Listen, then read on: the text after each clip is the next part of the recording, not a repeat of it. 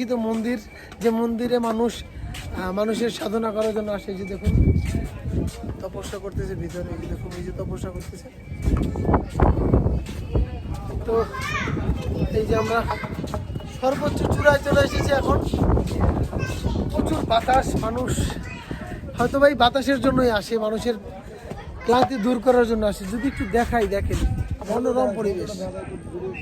মানে কিভাবে বলবো, এই পরিবেশ আসলে মানে কোনো টাকায় আসলে এই পরিবেশ সম্ভব না। আসলে এই অনুভূতি কোনো টাকায় সম্ভব না। এই যে দেখুন শান্তির একটা বড় জায়গা এই পাহাড়, বিশ্বস্ততা, ভালোবাসা সবকিছুর জায়গা এই পাহাড়। এটাই হলো সেই চন্দ্রনাথ মন্দির। এখানে মানুষজন আসে বিশ্বের বিভিন্ন দেশ থেকে আসে শুধুমাত্র পুজো করার জন্য বা তাদের ধর্মীয় যে রিচুয়ালগুলো আছে সেগুলো পালন করার জন্য। এখানে মানুষ তপস্যা করে, ধ্যান করে, বিভিন্ন ধরনের কার্যক্রম এখানে সম্পন্ন হয়। এখান থেকে কোনো মানুষ এখান থেকে একবার সুইং করে।